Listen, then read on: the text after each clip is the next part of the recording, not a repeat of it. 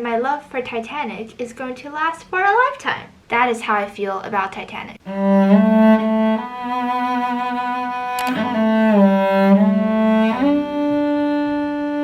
Hey guys, welcome back to my channel, and today we are going to draw Jack and Rose from Titanic. You might be wondering, Jill, what took you so long to watch Titanic? You haven't seen Titanic before?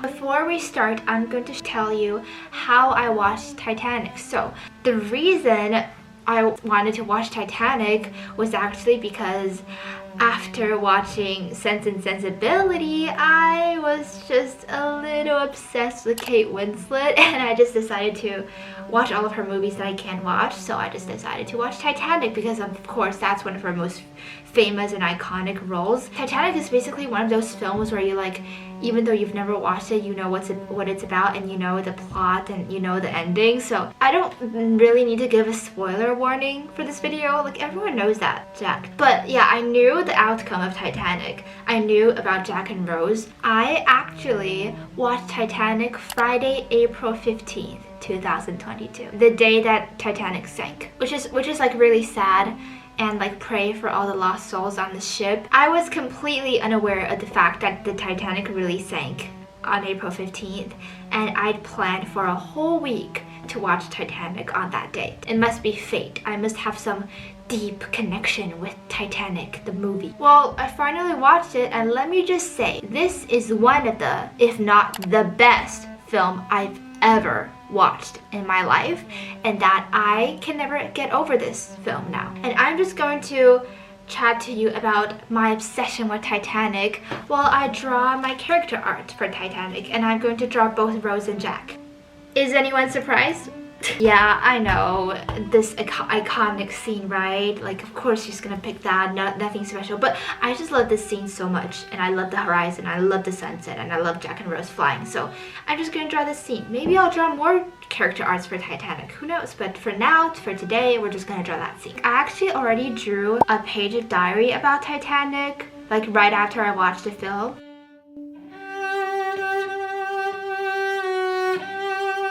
So I finished like a rough draft. Kate Winslet have like certainly become one of my favorite actresses of all time. I'm Fly Jack. This character art paper is certainly too small for me to express all I want to express for Titanic. When I get older, I might like paint a huge painting about Titanic. I don't know, it's just that good. It's a great love I have between me and Titanic. And so first of all, Titanic, this film, is the fullest film I've ever watched. Like, it's just such a whole film and such a full film. Just like how you live your life to the fullest. It's such a full film, you know? And it just has so many elements that is worth watching. It's such a complete story with so many elements together, such as an important historic event of the Titanic, and a touching love story, and also various themes that reflects stuff from our society, such as like class, rich and the poor, and like just has so many themes that is important to our lives. And because I'm drawing Jack and Rose, I'm just gonna talk briefly. I love the humorous and caring Jack, and also the strong-willed Rose. She's brave and she's strong, and she's also really kind, and like not like other rich characters like her mom. She does not have any prejudice towards any other people on the ship. She sees them all as equals and tries to save as many as she can during the disasters. Also because she's Kate Winslet, and also because she's so pretty. So like, as you can see, I love Rose a lot, and for me, I actually think that Rose is the protagonist of the whole story, of the whole film, because if you think about it, the whole story of Titanic was told from Rose's perspective, and we also see a full-on character arc that Rose goes through, finding herself and being this new whole person. So I just think it's more focused on Rose in general. This might be like controversial or something, but I think that Kate Winslet's name should actually appear first in the credits after the film. I'm so sorry, but that's just my own opinion, because I just feel like Rose is such an important character, and Kate has such good acting. Leo does too, but yeah, I love Rose.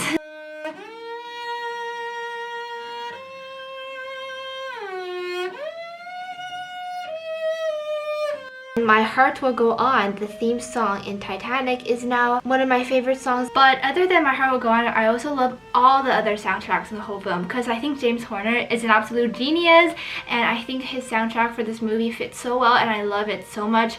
Personally, I really like the soundtrack of Rose, like when Jack and Rose were in the flying scene. Every time I hear the da da da da da, I just immediately think of Rose. And I also like Hymn to the Sea, which is a combination of a lot of melodies together, the main melodies of this movie. The music just works so well because they are all built up by some main fundamental melodies that doesn't really change.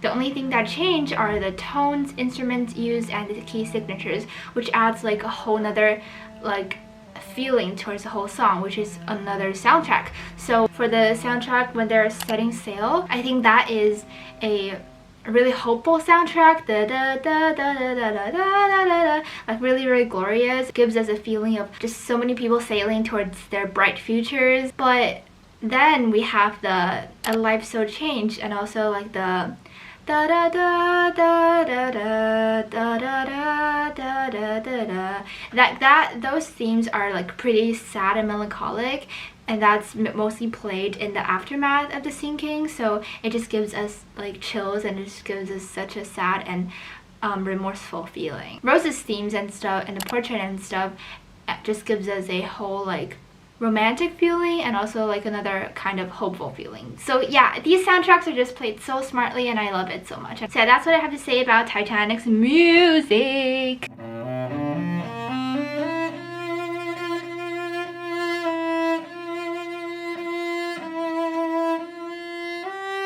There are so many elements I love about Titanic, like so many scenes I love.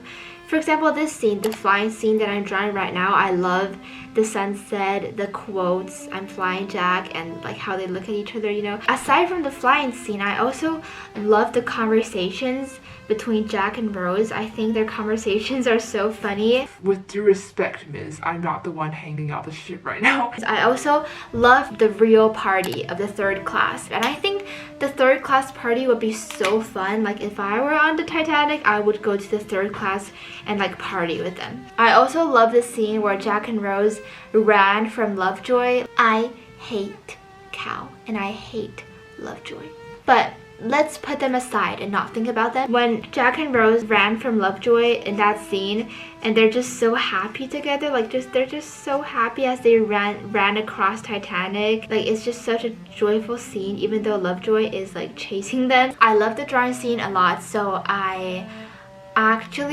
drew Rose as well.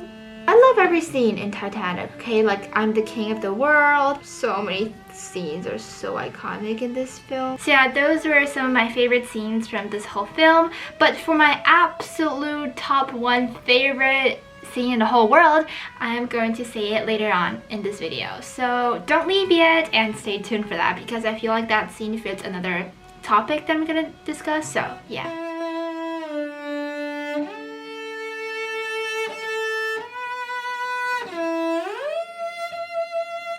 And same as so many people in this world, I was so sad when Jack died at the end. Like, even though I have a really strong reputation of never crying while watching movies, I have been crying inside since April 15th. It's not that I don't feel sad. And so here's a fun story of me trying to cry while watching Titanic.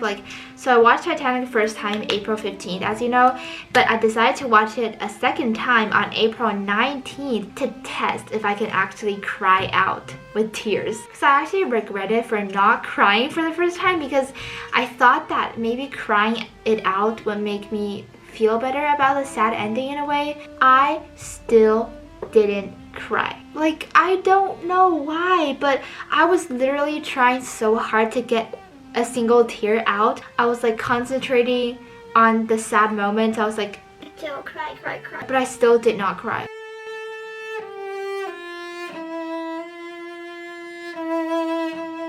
I hated when people say that Jack's death is somehow Rose's fault, because that's just not true.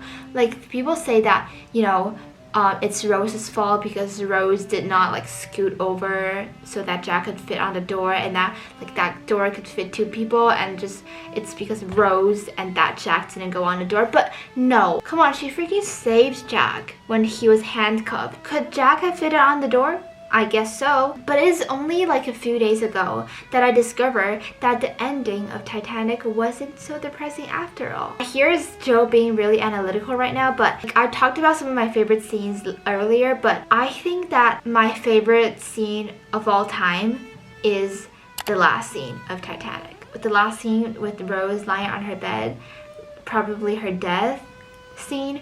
That scene is so powerful. From the pictures with Rose actually riding a horse with a leg on each side, posing in front of the roller coaster, we can see how Rose lived a really full and wholesome life and doing all the things that Jack told her to do and making it count. After Jack died, of course she's sad, but she did not choose to be depressed for the rest of her life just because her lover died.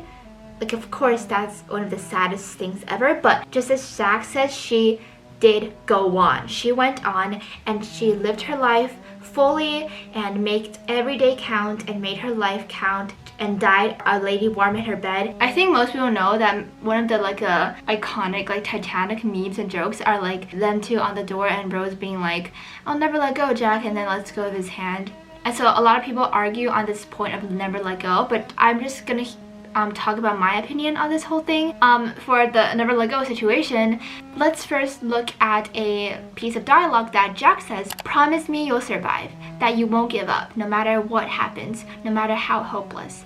Promise me now, Rose, and never let go of that promise." Never let go of that promise. People say that Rose promised Jack she'll never let go, and then she literally lets go. But the point is, never let go, the phrase itself is not literal. The promise of never let go means never let go of the promise to never give up no matter what happens and stuff, not the physical hand of Jack's, okay?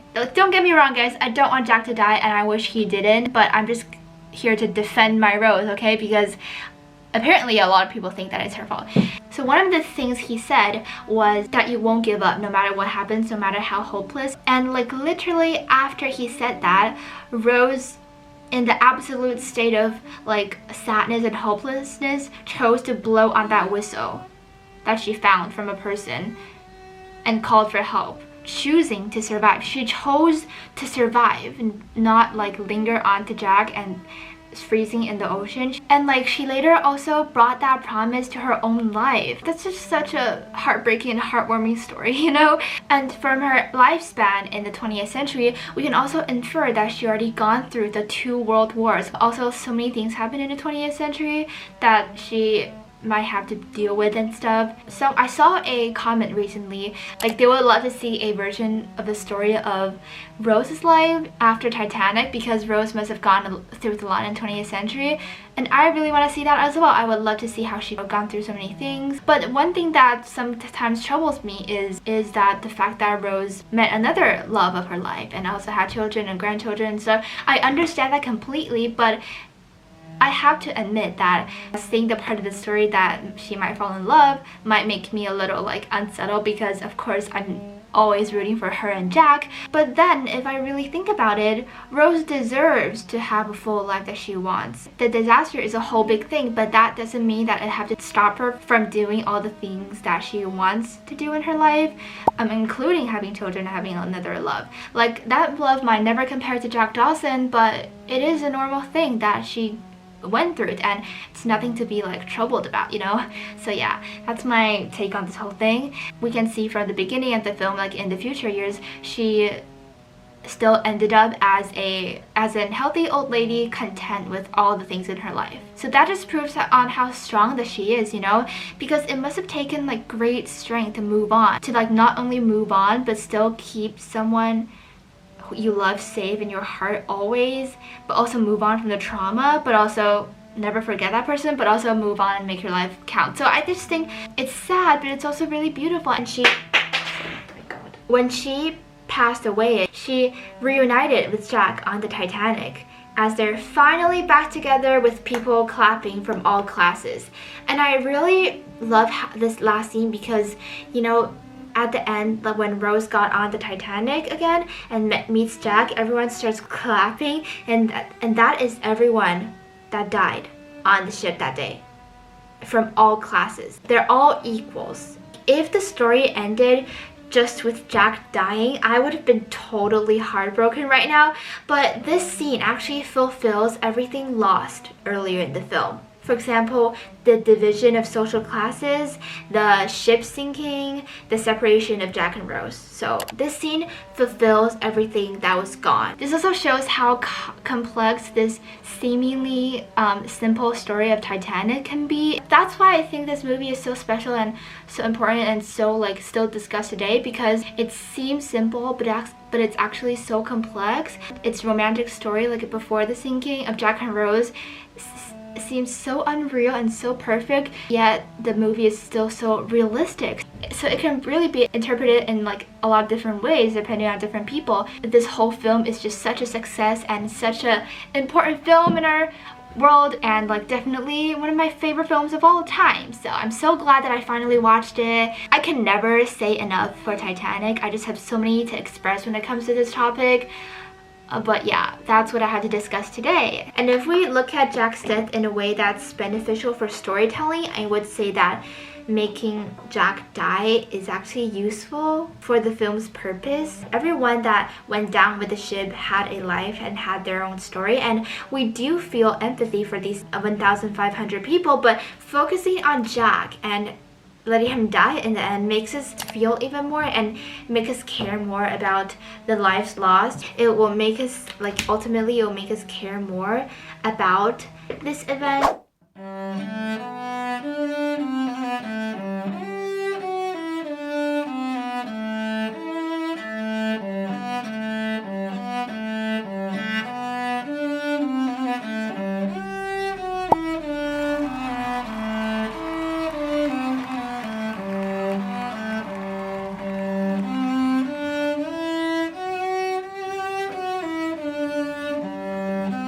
I finished my Titanic drawing of Jack and Rose. Yay! It was so hard to draw because the postcard is so small. Here is Jack Dawson and Rose Dawson from Titanic. I really hope you enjoyed this video because I won't say this is the best character art I've ever drawn, but I will say that Titanic is my favorite movie ever to like create a character art upon. So hope you enjoyed this video. If you did, please give it a like and also consider subscribing because I will be posting a lot of new character art videos in the future. So yeah, I hope you like it, and remember to make it count.